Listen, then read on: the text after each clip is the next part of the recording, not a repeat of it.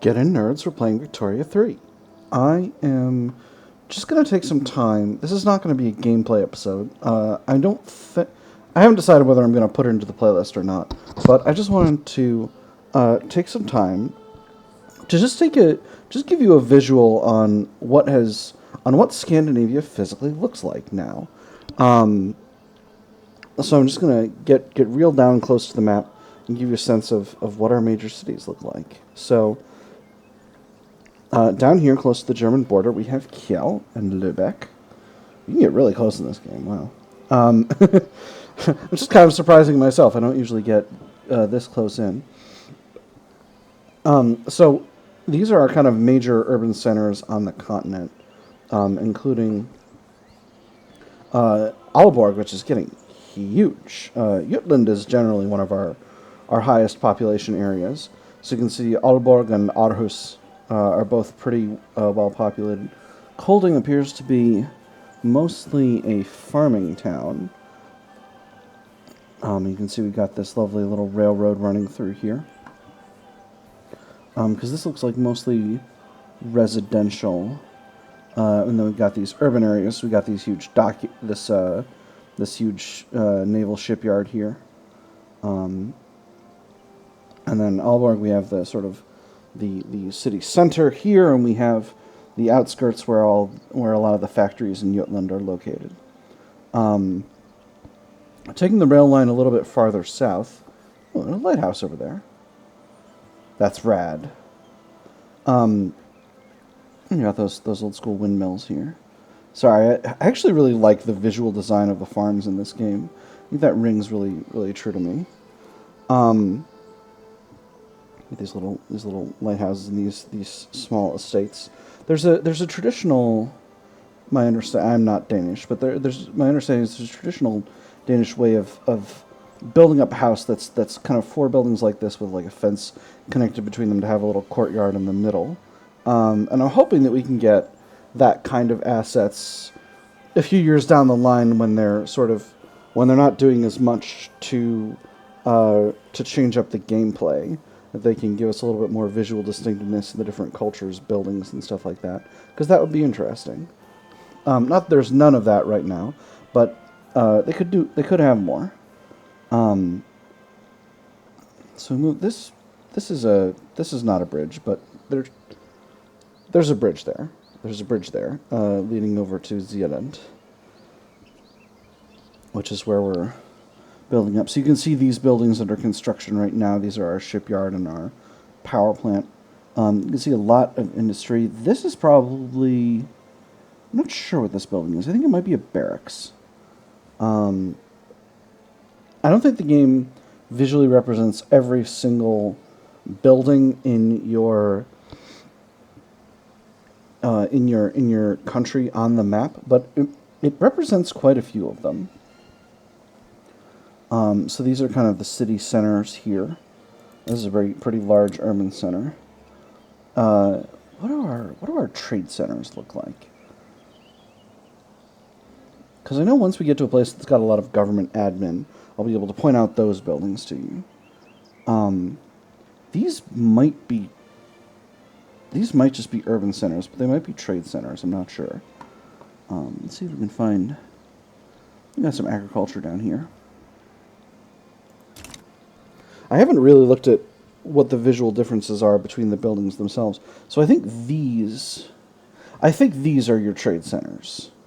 Because we got about 48 levels of trade centers.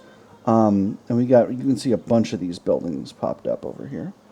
Across the Danish Straits here in Scania, we've of course got a very densely populated urban area in the south here. I don't see any of those buildings. No, this one. We got one of them here. So I think this is going to have to be a trade center. Alright, so we got 8 levels of government admin. So I think it's a 10-to-1 situation, where every 10 levels gets representation. Because we had one over here with 1 level of trade centers, and we had 4 of them over here with 4 levels. We got another one over here. Well, maybe I'm just making that up. Let's get up a little bit here. So, Scania is where we got a lot of our minings. You can see these mining, this huge quarry here. You can see kind of a, this has got to be a logging station, I think. Yeah, you can see the logs built up here next to ore. And then we've got this huge quarry near Christiansand. I think this is all Scania. Yeah, this is all Scania. So that's where, because this is where our coal mining is done, is all here in Scania. So this area is primarily highly sort of flatlands and urban environments, but then we get north into Jotaland, and this is, you got a lot more foresting here. Although we got a lot of forestry industry right here, just areas that have been cleared. So here we have, what city is this? Okay, I'm not, where's my city name? I admit I don't know that much about Sweden's geography here. We have Göteborg here. Should have played more Hearts of Iron, I might know this. And then we have Kalmar over here, which is largely, looks like a mining and industrial town. So I'm trying to figure out, so Götaland is basically where most of our industry is kind of concentrated. Götaland and Svealand, these two states. So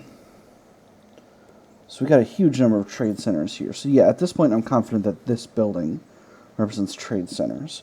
We should have at least two visual representations of government admin. So I'm trying to find those. Let's see, 15 levels of barracks. I'm almost certain this is a barracks. Yeah, I'm not gonna lie, I don't know. I don't know. I thought it'd be easier to recognize. Maybe I'll try it out with one of my runs where I'm much more kind of government admin centric, and we'll see from there. Maybe one of those more higher population countries. Because I know you'll definitely get to the point where, as a country with a very high population, you end up needing to have a lot of government admin in order to get your, in order to get the taxation capacity to make the money that you want to make. Kind of dark here over at Skövde, but we're doing a lot of building here. This looks like a small kind of industrial town, but it seems like what's being built here are rye farms. Yeah, we got a little bit of farming here. So moving off from Jotaland, we have Svealand, and this is our capital state. We've got a huge number of mines here in Falun, which makes a great deal of sense because we've got a lot of iron and lead mines in this state. So there's just a huge amount of area that's been cleared for mines. And then we have the capital over here. 360 levels of trade centers, which is absolutely bananas. But it makes sense. Stockholm is kind of situated on this, right around this body of water here, which I don't remember what it's called, and I wish I remembered, but I don't, because again, my Swedish geography is not great. But we've got our dockyards here, so this is a very built-up town, and Sweden is a pretty spread out country in terms of population. Our population's a lot lower than a lot of the other European powers, especially lower in population density, I think. So we're 15th, and like France has like 5 times our population. Great Britain has 4 times. So our cities aren't going to be as big as impressive as theirs, but there's still going to be plenty of urbanization around here. So here's Norrland. We've got some timber industry here, and Söderhamn and Sundsvall are our big cities. Again, we've got plenty of urbanization right in the center here. It's not a huge town, but there's a lot of manufacturing in Norrland. And then this is the road that leads off, the railroad rather, that leads off to Finland. Do we have any more cities up near the north here? Oh, we do. This is still Scandinavia. You have Luleå. I hope I'm pronouncing that right. Just a small town with a little naval base and a little lighthouse off the coast here. And then here's where we get into Finland. But you take the train north, and you get up into this mountainous region of Kiruna, which is where a lot of our northern mining is. I know historically there's a ton of mining up in this part of what is today Sweden. And I know that it was a big... There was this, like... During World War II, there was this long discussion in British military circles about sort of how to cut off Germany from getting imports from these mines. And there were a lot of plans to try to make that happen. I don't think any of them ever kind of came into fruition, but it is what it is. Just something I've been thinking about. We've got a road, a non-railroad, going up through the mountains here over into northern Norway and connecting with the railroad hub at Bodo. And then we've got another unrail road that leads way up north to Tromsø, which is just way up north. And now we're in northern Norway, which is very rural and very mountainous area. We've got a big urban center here at Bodo, and that's kind of as far as the rail line goes. And then it goes down the coast to, I think we should be looking at Trondheim? No, they don't have Trondheim. I don't think. So as you can see, there's a lot of northern Norway to go through. Here we go. Here's Trondheim. I thought it was farther north than it was. But that's here, and that's kind of the point where... It's kind of the inflection point of the coast here. With these lovely fjords coming inland. And we've got a lot of this sort of high-rise housing and a little bit of manufacturing here on the edges. And then we've got the road leading south along the coast to Sundalsoren. Sorry, got that one kind of wrong. So this is forestry industry here. And as we continue to hug the coast, we'll eventually get to this huge fjord here. And we'll sail around it ride around it to get to Bergen, which is this one of the big urban centers in western Norway. We should have Kristiansand somewhere around here as well. Yeah, here we go. So Kristiansand is a big old city. One of our bigger cities, I think the biggest city in western Norway here. Right on the coast. And this is where all of the trade centers in western Norway are going to be located, it looks like. I wonder if this is a government admin building. I think it might be, but it also might be a university. Do we have a university here? A level 2 university. This might be a level 2 university. I'm not sure. And then we follow the road east. We're on rail now. There's we got another town over here. It's Stavanger. So this is largely an agricultural town. You can see it lacks those high rises that you see in a lot of other areas. I'm not sure what kind of a building this is. It looks very distinctive, but I'm not sure. But you got a little bit of agriculture over here in the west. And we got some small farmsteads over here as well. As you can see, a lot of our agriculture is in Denmark. Which is the way it is. And these are the big, the Scandies mountains here. So, here's Lillehammer. Oh man, that's lovely. It's just, Lillehammer's tiny in this time period. 1893, I guess, that makes sense. So here we've got a lot of mining and quarrying here. These two are clearly mine quarry buildings. And this big, deep fjord here. Does this count as a fjord? No, this is just a river.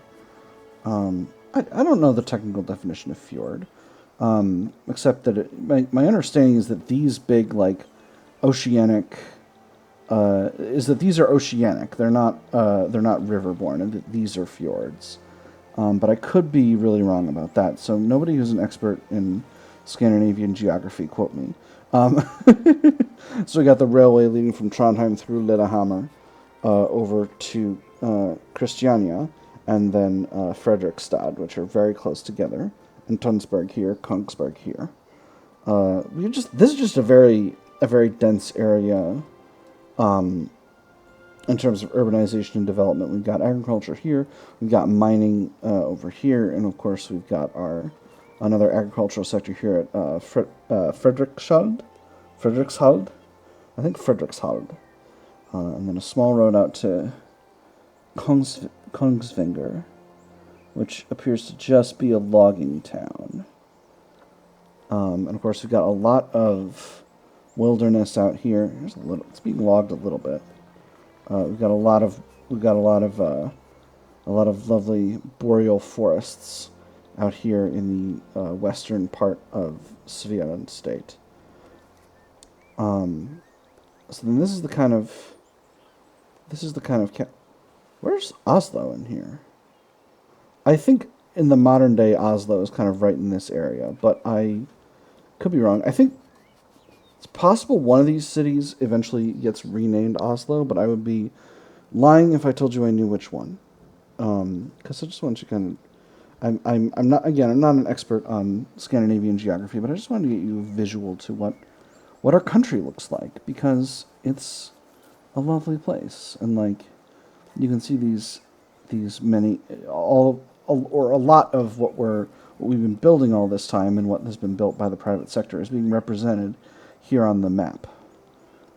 So I wanted to give you a sense of what our country looks like up close, and to put some points of comparison. Right, let's look at some of our really hyper population dense neighbors. Like you can see, this is Britain, which is just amazingly population dense. Here's London, Cambridge, Chelmsford, Portsmouth, Reading, Oxford, Luton, Ipswich. All of these towns are just, they're hugely dense. Yep, Plymouth. Plymouth was hiding. Hold on, let me see if I can get that to happen again. All right, we're over here, and hey, there it goes. Oh, this is a good game. I'm just kidding. I'm not making fun of the game. I think Victoria 3 is a great game. But it does have its little moments. As you can see, this red haze is over a lot of the states in Ireland, and I suspect that the reason that is because Great Britain is still running national supremacy for citizenship. So that means that Irish is a discriminated population in Great Britain. So that's why you got all of that, all of this. This is turmoil. Oh my gosh, there's so much turmoil. Heck. That's a huge amount of turmoil. 50.63%. Are these areas?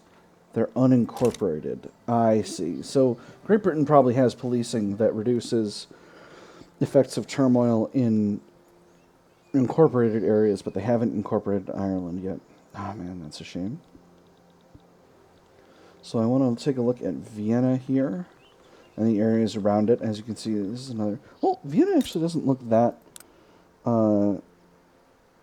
densely populated. Well, it's only about. I think our most populated states are about 2.5 million. So I guess that makes a certain degree of sense, right? I think we got Svealand is at almost 3 million, and Götaland is about 2.5. Yeah, so that makes sense. I guess I expected Austria to be a lot more densely populated. And of course, we have France here, which has again I would say about maybe half, 2/3 of our territory here in La Métropole. Metropolitan France, European France, in areas like Paris and the surrounding areas. So you can see those areas are densely populated. Oh, why? That's wild. Ile-de-France has much lower population than I assumed it would. Also, its attraction is much lower than a lot of our places, which surprises me. So that's interesting. I wouldn't have thought of that. It does appear that our country is still virtually entirely uh, exists of consists virtually entirely of people who were born within the borders.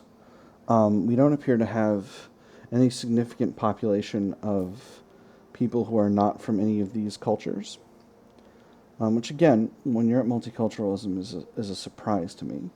Um, Again, in a much earlier build of this game, it was very common to see huge numbers of people moving, particularly from Africa, to places in Europe and in America, where there's a lot of space. So America's doing cultural exclusion right now. Mexico's got cultural exclusion, migration controls. America's got no migration controls. I'm trying to look at, because I'm trying to figure out where a lot of that immigration is moving. Because at this point, yeah, America's got a lot of migration attraction. So I wonder what's... It's unused arable land, I bet, is the primary driver of migration attraction to these areas. Although a lot of the migration is going to Oklahoma and Missouri and kind of the Midwest, which is interesting. Hi, where are you getting all your migration attraction from? Statue of Liberty in New York. That's really interesting. Oh, that's why America's able to... Hold on, let me just double check and take a look at that. I see. So the Statue of Liberty's got a big migration attraction bonus. So if we're going to be benefiting from migration more than America is, we're going to need to have a much higher standard of living, which we, I think, do on average. Oh, no, we actually don't. In fact, we're only a little bit... We're currently at about 14.3 for the lower stratum, which is about the same as America's. So that's interesting. I hadn't realized about that. And typically America is the country that's got the highest amount of migration attraction of all the countries in the game. You get a huge amount of migration attraction here, and probably the reason is because of the Statue of Liberty, which I'm a little bit disappointed by, because I kind of assumed that I've built up an empire that was that had very high standards of living, in Europe before, and I've experienced that mega immigration, mega migration. But I think one of the things that we may need to do is just completely overshoot it in terms of available jobs. And I think that'll create the migration attraction that we need in order to have the economic growth that we want to have. Yeah, because these places are getting penalties from having unemployment right now.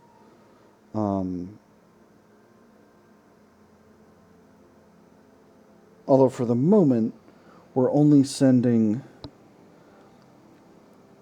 immigrants to other places in our market, which means they're staying in the country. So why is migration attraction here? High available employment, because I built up all those fishing wharves and whaling stations. I see. So that's interesting. We can, and that is one of the things that I think didn't used to work as well, but works a lot better now, is that if you build up buildings to provide jobs, people will move to those areas, to those regions. Anyway, so I just wanted to give you a quick sort of visual tour of Scandinavia. Oh, I forgot Gotland. I forgot little Gotland. Gotland is its own state. It's very small. As you can see, it's pretty industrially developed, which is good. We got some paper mills, motor industries, munitions plants, other stuff like that here. So just wanted to show you that, and let you appreciate our lovely country. And yeah, that's all I'm going to do this episode.